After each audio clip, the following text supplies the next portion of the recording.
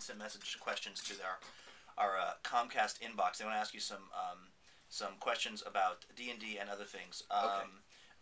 This one I think is more general. Dan writes, could you ask Will about his hobo experiment riding the rails? I found that really interesting. Kids, I'm going to tell you a story, and I'm going to teach you a lesson. Don't make the same mistake I made, kids.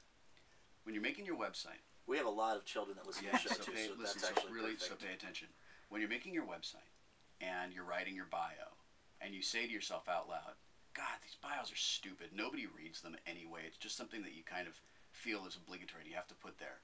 Don't make up an outrageous story about how you were a hobo, convinced that no one's ever going to believe that ridiculous nonsense, because as it turns out, everyone will believe it and then be really disappointed when they find out that it's something you completely made up. The rest of your life will be trying to debunk that. Yeah. That's what you're saying. Yeah. Welcome to hell. Yeah. Now the hobo story is so big. Well, and Hodgman didn't do you any favors. I know. That just got, you know, I know. the whole hobo momentum. Yeah. The homentum. Yeah. So but, almost unstoppable. But honestly, like, Hodgman's hobo stories about hobo chili and actually just Hodgman, John Hodgman is the major leagues, and I am a kid with action figures pretending to reenact a sporting event. Like when it comes to everything, Hodgman is the sun, and I'm a match. Unlit. You're in good company. It's a giant book. Yeah. And the outside of it says, $29.99 every room, free Playboy channel.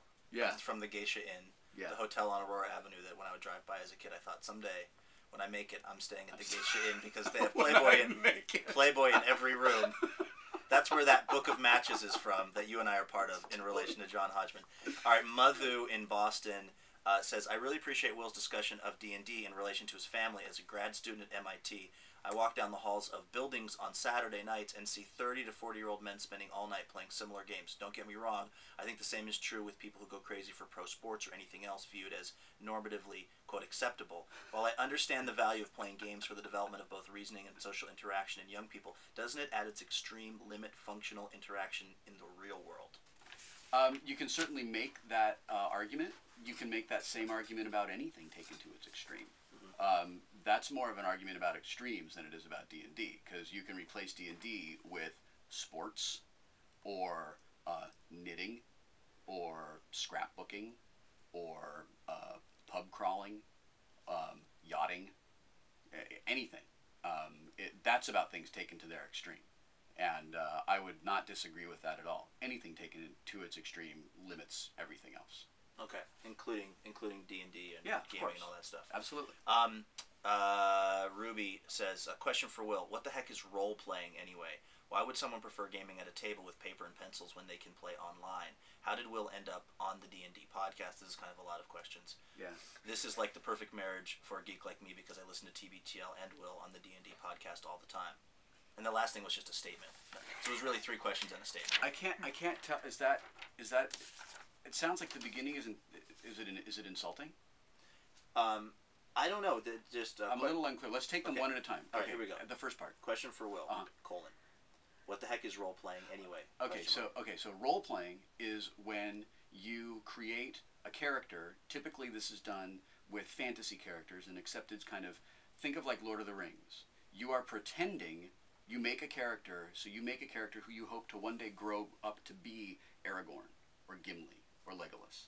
And then you bring that character to life by, some people like to make up a voice, you make up a name, and then you pretend to be that character. And you take them through heroic adventures. That's role-playing. Okay. How'd you end up on the D&D podcast? I am friends with Mike and Jerry from Penny Arcade, and I'm also friends with Scott Kurtz, who does PvP. And I loved the first season of the podcast that they did. And I saw them at Comic-Con last year and asked them, listen, just in case you ever do this again and I happen to be in town, or you give me enough notice that I can scrape together, bus fare to come up to Seattle, right. I would really love to do it. I think it would be fun.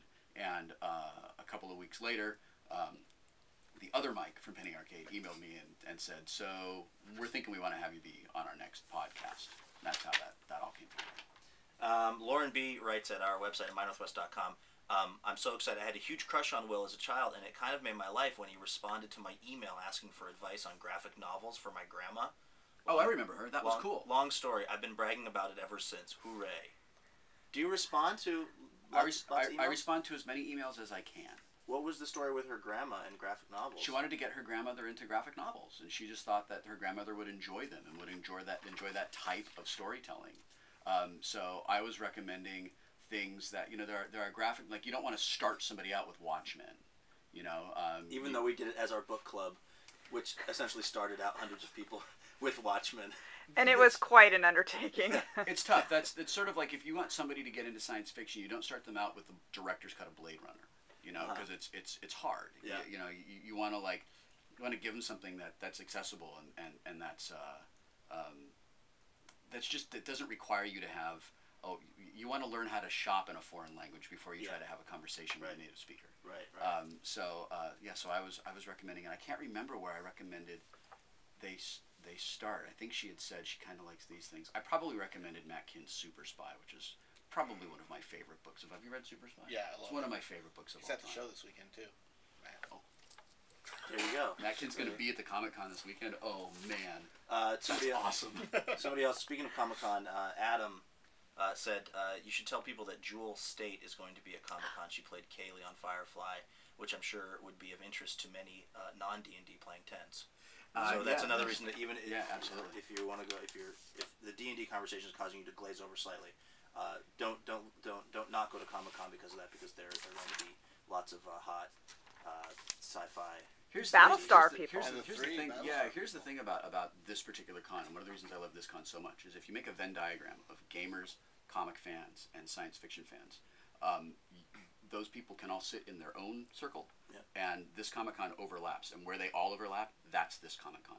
So whether you're a gaming nerd, or you are a comic book nerd, or you're a sci-fi nerd, or you know somebody you love there's something for you at the show. That is why I love this show so much.